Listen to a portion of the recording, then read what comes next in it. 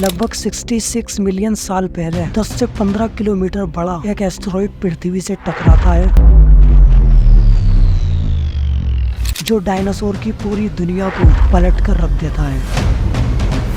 इस टकराव के बाद जो एनर्जी रिलीज होती है वो बिलियंस ऑफ एटॉमिक बम्स के बराबर होती है, जिसमें लगभग 75% पेड़ पौधे और जानवर प्रजातियां खत्म हो जाती है। ये घटना सभी नॉन एवियन डायनासोर्स को खत्म कर देती है, जो ज्यादा भारी 4 पैरों वाले जानवर थे जिनका वजन 25 किलोग्राम से ज्यादा था। इस इवेंट में खत्म हो जाते हैं। कुछ पानी में रहने वाली प्रजातियां जैसे कि टर्टल्स और क्रोकोडाइल्स बच पाते हैं। इस इवेंट को KPGA एक्सटिंक्शन के नाम से जाना जाता है। ये दुनिया की हिस्ट्री में सबसे बड़े मास एक्सटिंक्शन में से एक माना जाता है। एस्टेरॉइड के इम्पैक्ट ने दुनिया भर में जोरदार शॉक वेव्स पैदा की, जिससे पृथ्वी पर बड़े बड़े अर्थक्वेक्स और विल्ड फायर्स होने लगते हैं। हवा में भारी मात्रा में डस्ट और अश फैल जाता है, जो सूरज की रोशनी को पूरी तरह से ब्लॉक कर देता है। जो सल्फेट रिच रॉक्स वेपराइज होते हैं, उससे आसमान में सल्फ्यूरिक एसिड के क्लाउड बन जाते हैं, और ये क्लाउड कई सालों तक पृथ्वी पर एसिड की बारिश करते हैं, जिसमें बचे कुछ पेड़ पौधे और जानवर भी सरवाइव नहीं कर पाते हैं।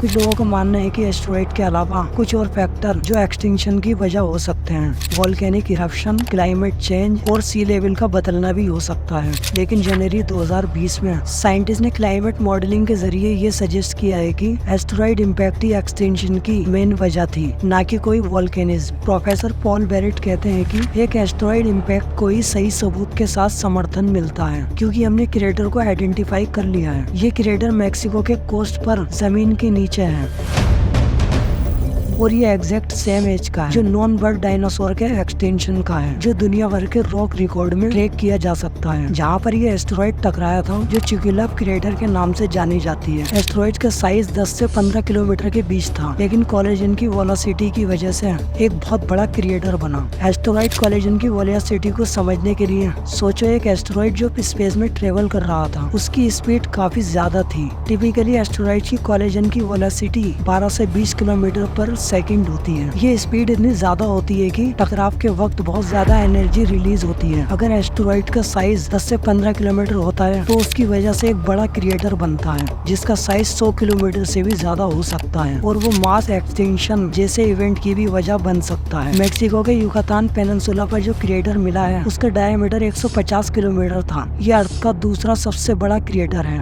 इसके अलावा साइंटिस्ट को इरिडियम के टुकड़े भी मिले हैं। इरिडियम एक रेयर मेटल है जो अर्थ पर बहुत कम पाया जाता है। ये ज्यादातर ऐसी जगहों से ही एसोसिएट होता है, क्योंकि ये एलिमेंट मीटेरॉइड्स में ज्यादा होते हैं। जब एस्टेरॉइड ने पृथ्वी से टकराव किया, उस इम्पैक्ट ने इरिडियम को एटमॉस्फेयर में फैला दिया, जो दुनिया भर में सेडिमेंट्री लेयर्स में डिपॉजिट हो गया। ये इरिडियम लेयर ही सबसे बड़ी साइंटिफिक क्लू बनती है, जिससे साइंटिस्ट ने इस मास एक्सटिंक्शन इवेंट के सोर्स को आइडेंटिफाई करने में मदद मिलती है। ये लेयर इतने बड़े पैमाने पर मिलती है कि इसने एस्टेरॉइड इम्पैक्ट थ्योरी को बहुत स्ट्रॉन्ग एविडेंस के रूप में स्टेब्लिश कर दिया। इरिडियम की डिस्कवरी और चिक्सुलप क्रेटर के एनालिसिस ने हमें ये समझने में मदद की कि ये एक्सटिंक्शन इवेंट कितना खतरनाक था। यहाँ पर आप सबकी राय सबसे ज्यादा जरूरी है। अगर आपके पास किसी और इंटरेस्टिंग थ्योरी के बारे में कुछ है जो आप शेयर करना चाहेंगे, तो नीचे कमेंट्स में अपनी राय जरूर बताएं।